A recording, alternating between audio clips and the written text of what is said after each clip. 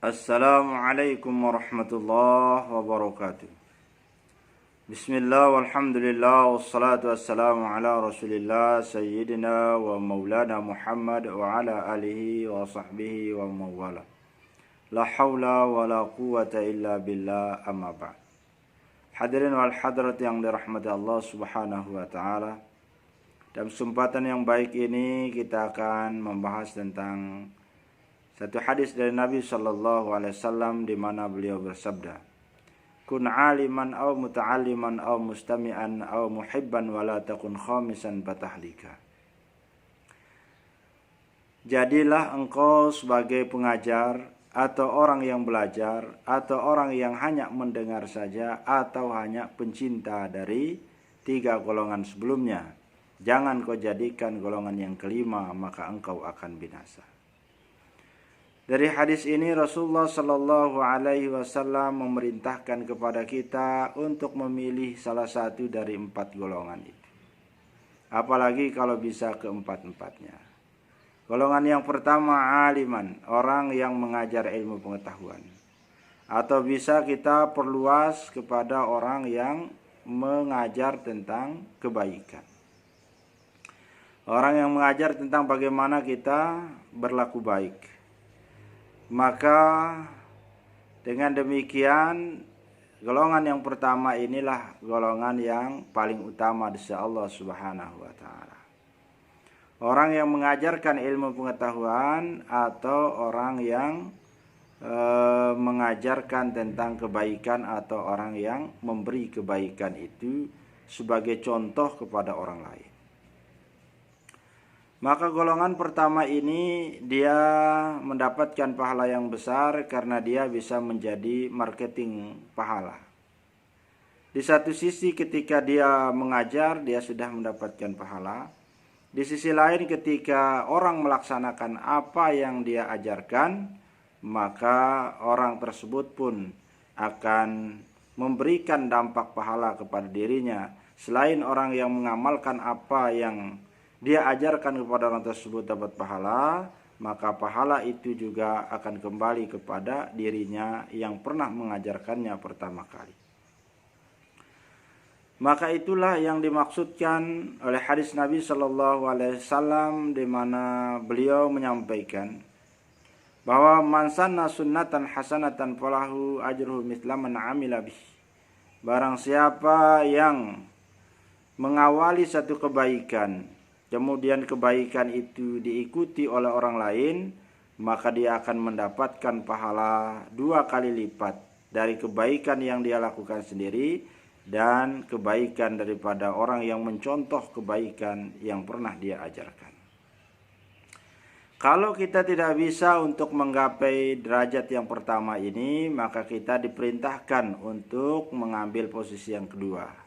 Menjadi orang yang muta'aliman, yang gemar mempelajari ilmu pengetahuan atau gemar mempelajari cara berbuat kebajikan.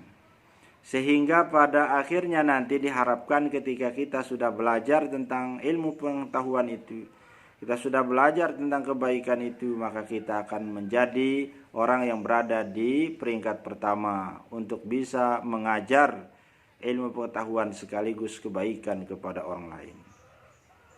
Kemudian kalau kita masih juga tidak mampu pada posisi itu, maka kita ditawarkan pada posisi yang ketiga, sami'an, yaitu orang yang senang mendengar.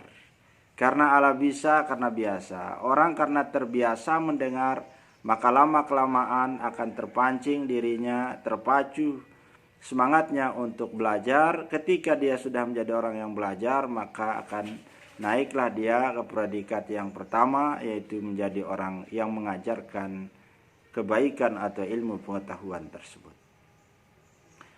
Kemudian yang keempat, Nabi Shallallahu Alaihi Wasallam menawarkan kepada kita, pertama tidak bisa, kedua tidak bisa, ketiga tidak bisa, ambil posisi yang paling rendah, yaitu posisi menjadi muhibban, orang yang mencintai salah satu dari tiga golongan tersebut.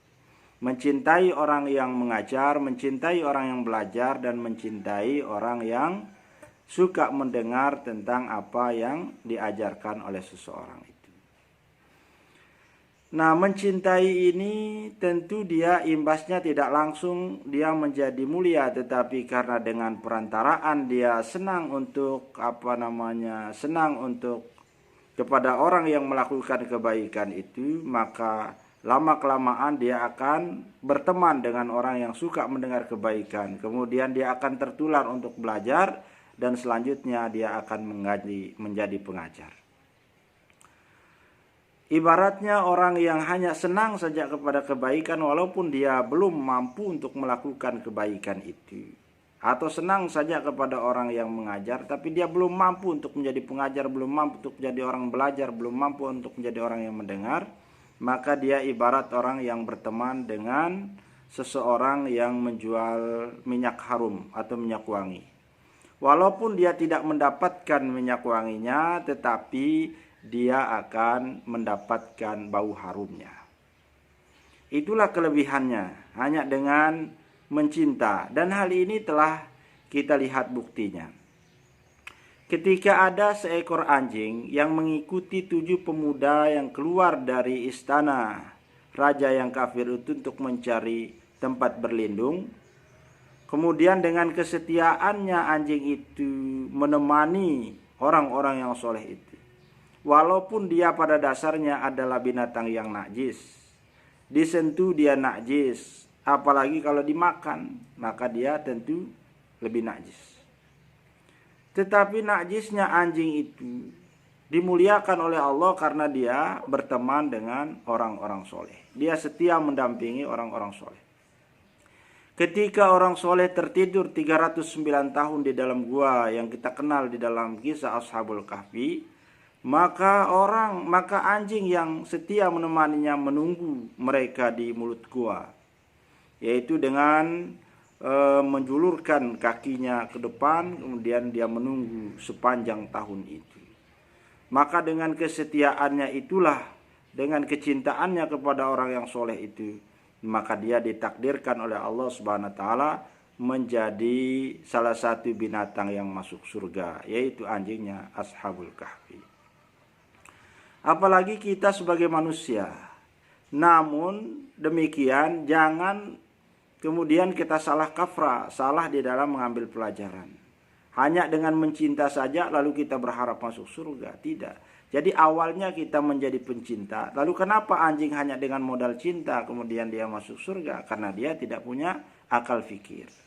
Tetapi kita sebagai orang yang punya akal fikir, diberikan kesempurnaan panca indera oleh Allah Subhanahu wa taala, maka tidak cukup hanya mencintai orang melakukan kebaikan, tetapi sedikit demi sedikit kita upayakan untuk mengejar derajat yang ketiga, kemudian derajat yang kedua, pada akhirnya kita bisa menggapai derajat yang pertama. Jangan menjadi kelompok yang kelima, maka kita akan binasa, maka kita akan merugi baik di dunia maupun di akhirat. Apa kelompok yang kelima ini? Mereka yang sudah tidak bisa mengajar, tidak mau belajar, kemudian tidak mau mendengar, kemudian dia tidak mencintai orang yang melakukan kebaikan itu, atau dia sangat membenci orang yang melakukan kebaikan. Di dalam hatinya ada penyakit iri, dia tidak senang ketika ada orang yang melakukan kebaikan. Dan bukan sebatas sampai itu saja, tetapi dia berusaha untuk memprovokasi orang lain agar membenci orang yang melakukan kebaikan, atau dia berusaha menggagalkan kebaikan yang akan diperbuat oleh orang lain. Bukannya dia akan melakukan kebaikan, tetapi dia sakit hati ketika ada orang lain yang melakukan kebaikan. Maka golongan kelima ini adalah golongan yang paling binasa dan golongan yang paling buruk di dalam kehidupan umat manusia. Oleh karenanya mari kita berusaha untuk berada di dalam salah satu dari 4 golongan ini, dan apalagi kalau bisa kita berada pada semua tingkatan. Sudah kita rajin mengajar, rajin belajar, kemudian kita rajin mendengar dan mencintai orang lain yang melakukan kebaikan sama dengan diri kita sendiri. Dan mudah-mudahan kita tidak termasuk golongan kelima yang sudah tidak melakukan kebaikan, tetapi dia malah membenci orang-orang yang melakukan kebaikan dari 3 tingkatan yang sebelumnya telah kita sebutkan. Semoga Allah Subhanahu wa taala meridhai kita semua, dan semoga Allah Subhanahu wa taala menjadikan kita hamba-hambanya yang bertakwa. Amin ya rabbal alamin. Wassalamualaikum warahmatullahi wabarakatuh.